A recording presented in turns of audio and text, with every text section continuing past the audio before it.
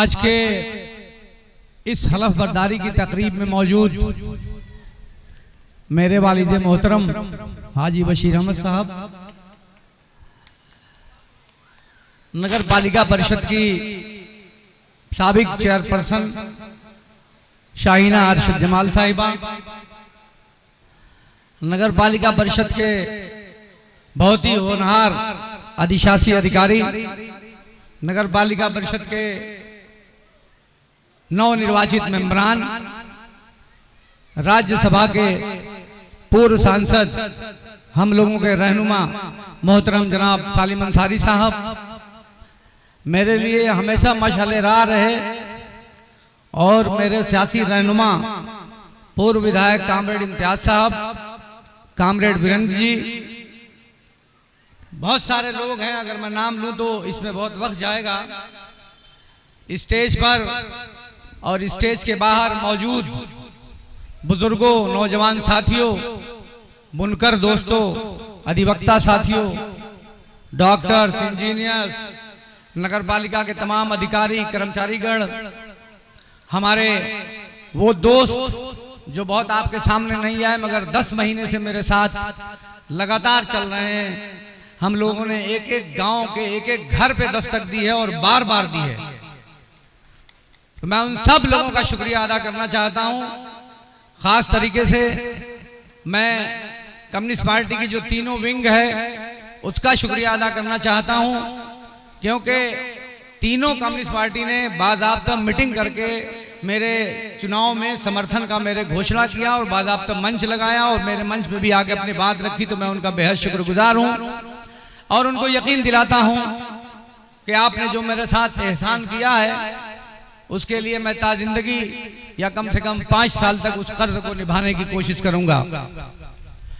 मेरे अजीज बुनकर साथियों, आपने जिस इत्तेहाद, जिस सालमियत, जिस अखुवत, जिस भाईचारे और जिस एकजहती का सबूत दिया है कि वो ताकतें जो हम लोगों को नाकाम करना चाहती थी वो खुद नाकाम हो गई।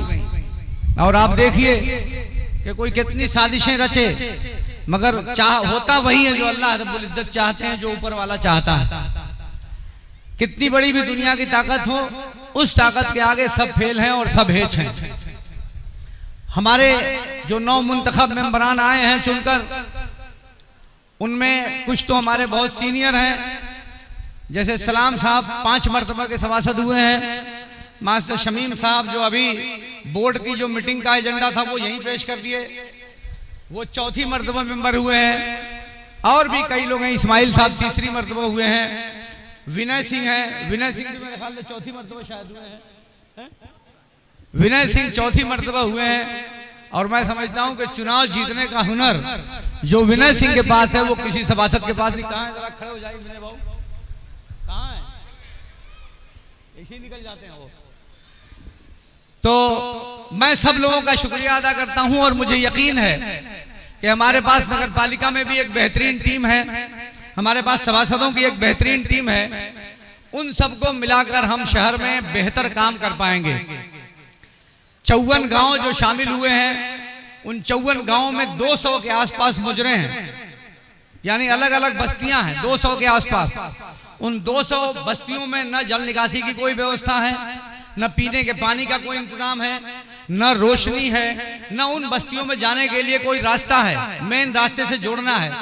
तो एक बहुत बड़ा चैलेंज हमारे सामने है, जिस चैलेंज को हम इंशाअल्लाह पूरा करेंगे, क्योंकि अल्लाह मियां ने जब इतनी मदद की है तो वो आने वाले दिनों में भी मदद करेगा।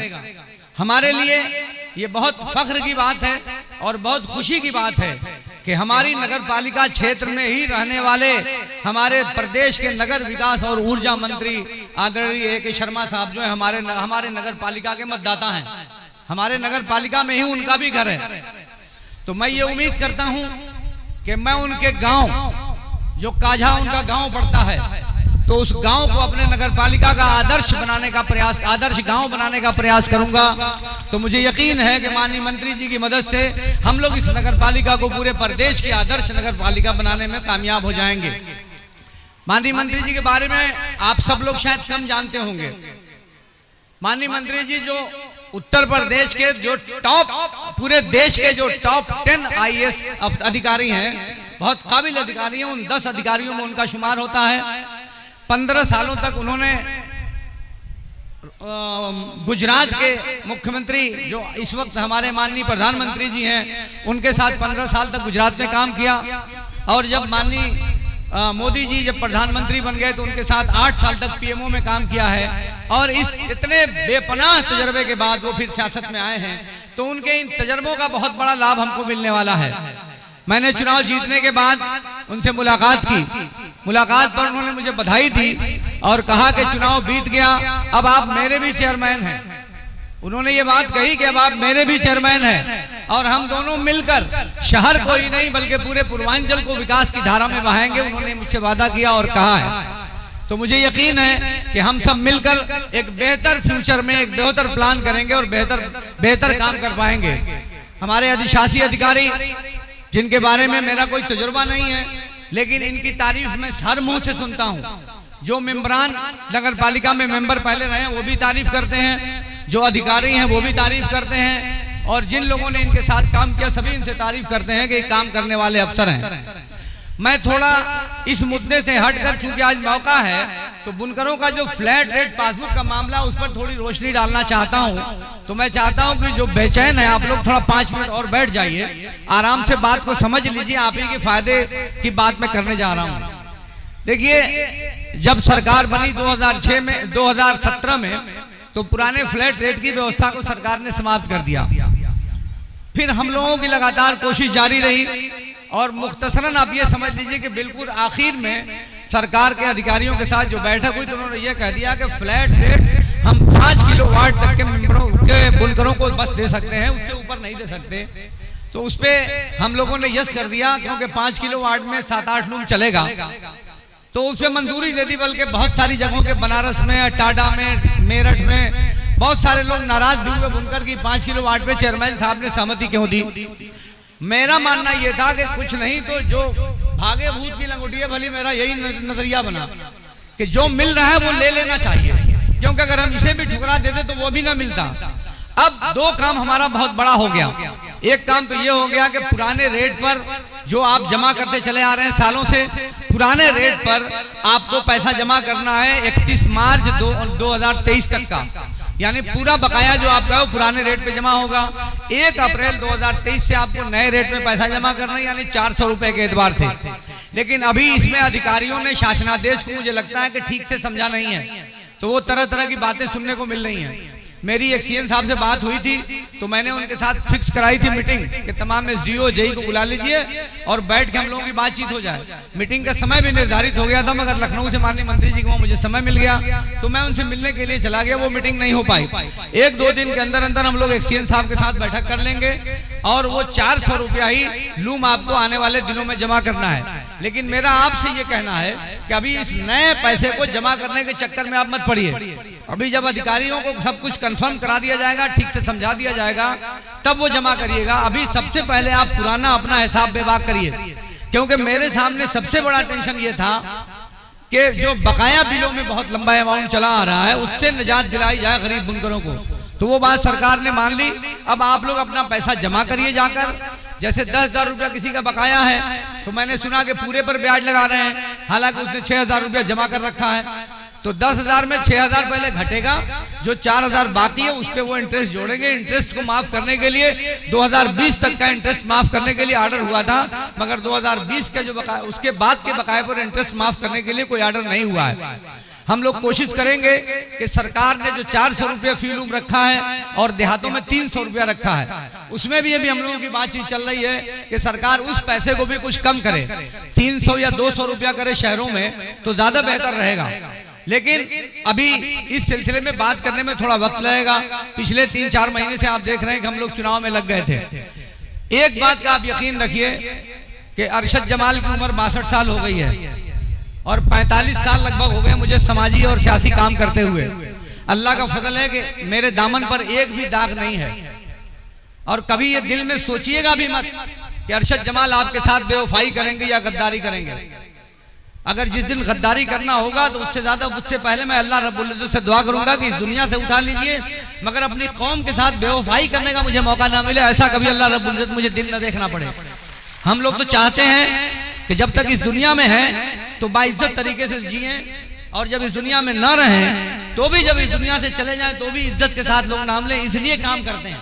और एक जुनून है, एक ख्वाहिश है कि आपके लिए क्या कुछ किया जाए। मैं 4 बजे भोर तक जगता हूँ, इसलिए 4 बजे भोर तक जगता हूँ ताकि आप चैन से सो सकें, ये हमारी ख्वाहिश है। और इसीलिए पूरी रात जगते हैं कि आप पूरी रात आराम से सो सकें। तो करने के लिए बहुत कुछ है, मेरे पास बहुत बेहतर टीम है। और नगर पालिका के चेयरमैन को कहा जाता है कि नगर पिता होता है, तो नगर पिता यूं ही नहीं कहा गया, उसको नगर पिता इसलिए कहा गया कि सिर्फ नाली खड़िंजे तक उसकी जिम्मेदारियां महदूद नहीं है। नगर पालिका के चेयरमैन की जिम्मेदारी इस तरह से है जैसे उसके शहर में रहने वाले लोग उसकी औलाद की तरह से हैं। जैसे एक बाप अपनी औलाद को एक नजर से देखता है, वैसे ही मैं आपको यकीन दिलाता हूं कि एक बाप की तरह से पूरे शहर में रहने वाले लोगों को शफकत दूंगा। और हमें जिन लोगों ने वोट दिया, हम लोग सिर्फ मर्दों की हमेशा बात करते हैं और मर्दों का शुक्रिया अदा करते हैं, लेकिन वोट देने वालों में मर्दों से ज्यादा औरतें वोट दिया करती हैं। तो मैं चाहता हूं कि आपके माध्यम से मेरा पैगाम हर घर तक पहुंच जाए कि मैं अपनी माताओं, अपनी बहनों और बेटियों का भी शुक्रगुजार हूं कि उन्होंने मुझे वो भारी वोट देकर मुझे इस मंजिल तक पहुंचाया है और कामयाब बनाया है। मैं उन्हें भी कभी मायूस होने का मौका नहीं दूंगा। बातें बहुत कुछ करने की हैं। कल मैं 12 बजे के आसपास प्रेस कॉन्फ्रेंस करूंगा, जिसमें मैं अपने मुस्तकबिल की योजनाओं के बारे में प्रेस के माध्यम से अपनी बात आप तक पहुंचाऊंगा।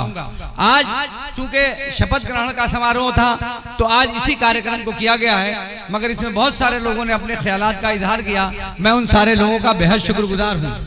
मैं आपको यकीन दिलाता हूं कि आपके चेहरे पर मुस्कुराहट का सबब तो हम लोग मिलजुल कर सब बनेंगे, मगर आपके चेहरे पर मायूसी कभी आ जाए या हमारी वजह से, नगर पालिका की वजह से आपकी आंखों में कभी आंसू आ जाए, ऐसा कभी होने हम लोग नहीं देंगे। बहुत से क्षेत्रों में बहुत से मसाइल हैं। अभी वहाँ पुलिया बन रही है, कल्याण सागर की तरफ पूरा ईओ साहब पानी लगा हुआ है। रेलवे वाले पुलिया बना रहे हैं, अब वो महीना भर लगेगा, बरसात का टाइम भी है। आज ही नालों की सफाई का टेंडर भी आज ही चला जाएगा। नालों की सफाई का काम 1 आध हफ्ते के बाद से शुरू होगा और मुझे उम्मीद है कि बरसात से पहले पहले नालों की सफाई का काम कर लिया जाएगा। काम करने का मेरा एक अलग तरीका है। मैं सारे काम को बहुत व्यवस्थित तरीके से करता हूँ।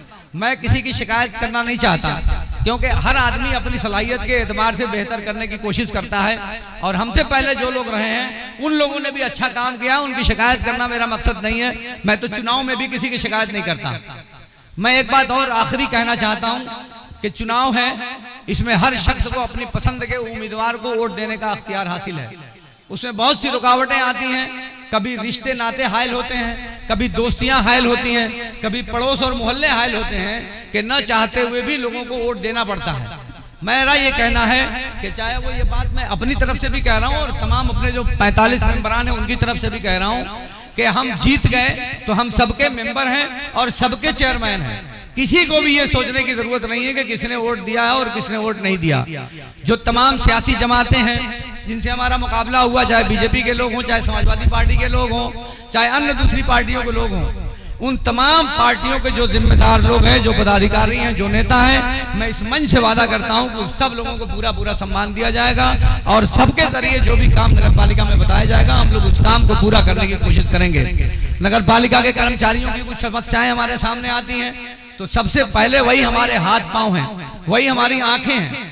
तो सबसे पहले हम नगर पालिका के जो कर्मचारी और अधिकारी हैं उनकी समस्याएं सुनेंगे और उसका निदान करेंगे। मगर नगर पालिका के कर्मचारियों और अधिकारियों को ये समझ लेना चाहिए कि उनको काम तो करना पड़ेगा, काम उनको करना पड़ेगा और अपनी जिम्मेदारी और अपने दायित्वों का निर्वहन करना पड़ेगा। क्योंकि गलती तो मैं माफ कर सकता हूं, मगर लापरवाही मेरे वहां माफी नहीं है, लापरवाही की मैं माफी नहीं देता।